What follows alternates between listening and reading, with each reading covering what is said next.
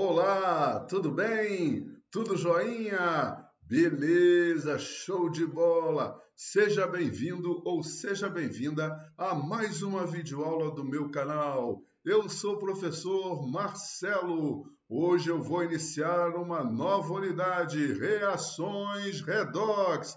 Que nome mais bonitinho! Redox! Você já ouviu falar em reações redox? Não? Então venha comigo, vamos que vamos!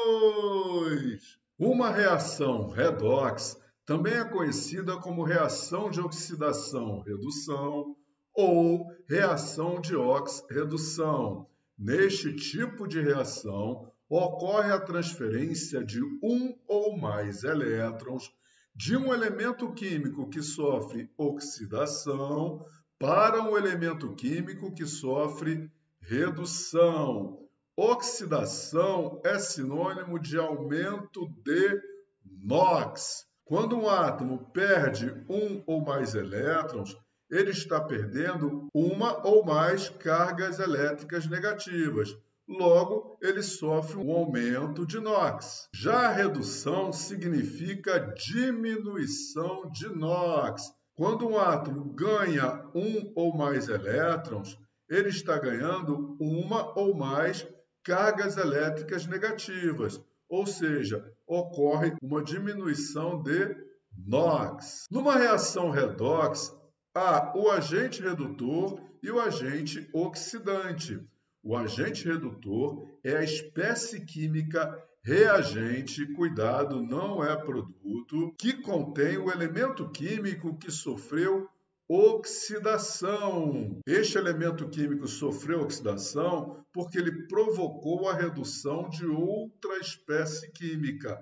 Já o agente oxidante é a espécie química reagente, não é o produto, que contém o elemento químico que sofreu redução, ou seja, ele provocou a oxidação de outra espécie química. Agora eu vou apresentar para você como a gente pode identificar se uma reação é redox e, caso ela seja, a gente pode determinar o elemento químico que sofreu oxidação, o elemento químico que sofreu redução, o agente redutor e o agente oxidante. Então, vamos nessa que está bom a beça! Primeiro exemplo. Na ponta desta pinça metálica há um pedaço de fita de magnésio.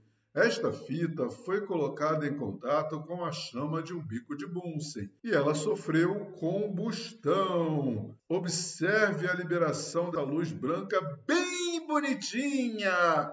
Então, o que está acontecendo aqui? O magnésio está reagindo com o gás oxigênio presente no ar, formando o óxido de magnésio. Aqui está a equação química que representa este fenômeno, ou seja, a queima do magnésio. Agora eu vou apresentar para você como a gente pode verificar se esta é uma reação redox ou não. Vamos lá! Bom, para a gente determinar se uma reação química é do tipo redox, a gente tem que determinar o NOx de cada elemento químico participante da reação. Se você não lembra como se determina o NOx de um elemento químico numa substância simples e numa substância composta, dê uma olhadinha na videoaula sobre NOx. Eu vou deixar o link na descrição deste vídeo, beleza?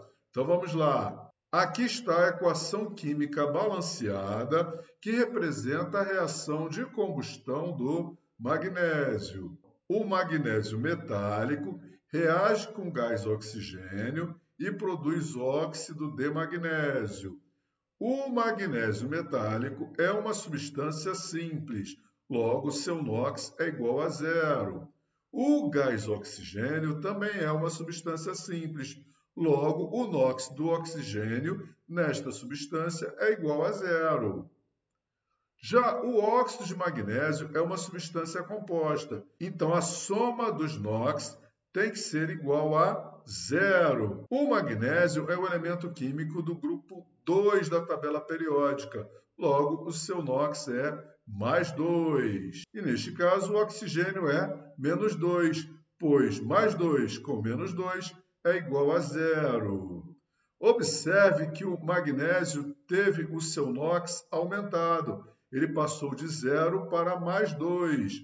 Logo, ele sofreu uma oxidação, enquanto que o oxigênio diminuiu de NOx. Ele passou de 0 para menos 2, ou seja, ele sofreu uma redução. Como nesta reação química há um elemento químico que sofreu oxidação e há um elemento químico que sofreu redução, ela é uma reação do tipo redox. O elemento químico que sofreu oxidação foi o magnésio. O elemento químico que sofreu redução foi o oxigênio. O agente redutor é a substância reagente que possui o elemento químico que sofreu oxidação, ou seja, que reduziu o outro. Esta substância é o magnésio metálico.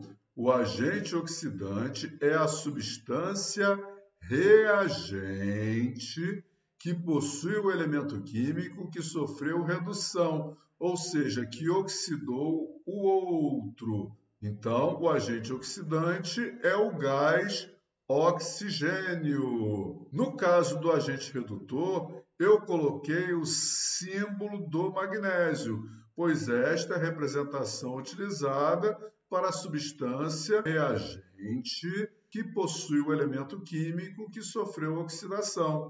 No caso do agente oxidante, eu coloquei a fórmula do gás oxigênio e não o símbolo do átomo de oxigênio, pois esta é a representação utilizada para a substância reagente que possui o elemento químico que sofreu redução. Beleza? Segundo exemplo, dentro deste tubo de ensaio foi colocada uma solução aquosa azulada de sulfato de cobre 2 e também um pedaço de palha de aço. Após um certo tempo, observou-se uma mudança na coloração da parte da palha de aço que estava em contato com a solução aquosa de sulfato de cobre 2 e também uma mudança na coloração da solução. Então, aqui está a equação química que representa o fenômeno que ocorreu dentro deste tubo de ensaio. O ferro metálico presente na palha de aço reagiu com o sal sulfato de cobre 2, presente na solução aquosa. Trata-se de uma reação de simples troca.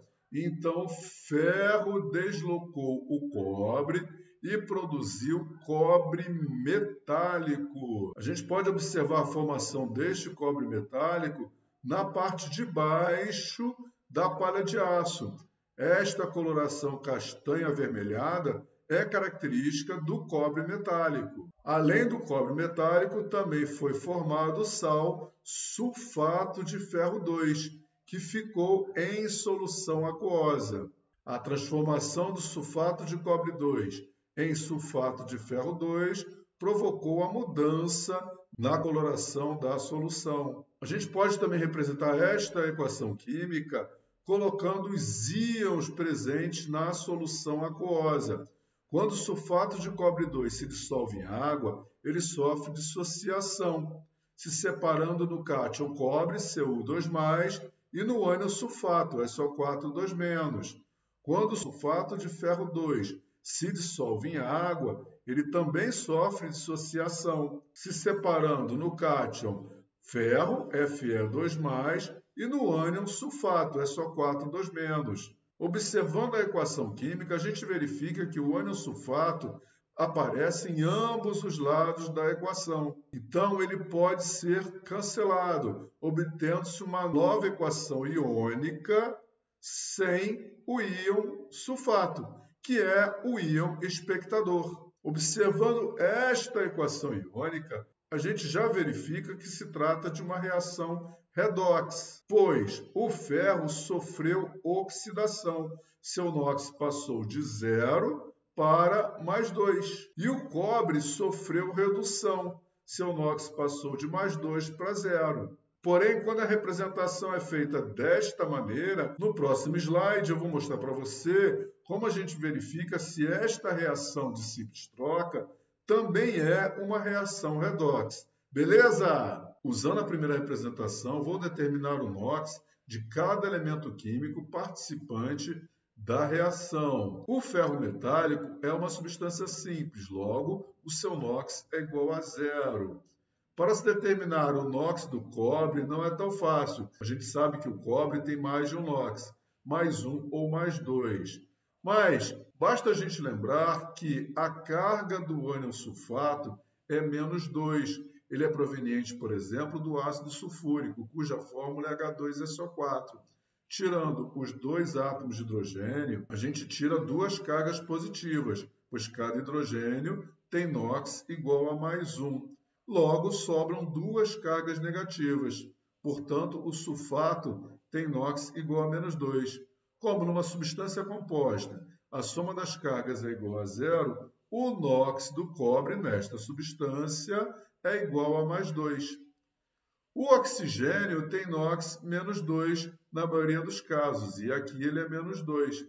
Então, para determinar o NOx do enxofre, basta saber que a soma das cargas tem que ser igual a 0. Então, vamos lá. Aqui tem 8 cargas negativas, 4 menos 2 é igual a -8, e 2 cargas positivas do cobre. Então, somando -8 com +2, dá -6. Para que a soma resulte em 0, o NOx do enxofre tem que ser +6. Aqui no sulfato de ferro 2, é a mesma coisa. Aqui aparece novamente o ânion sulfato.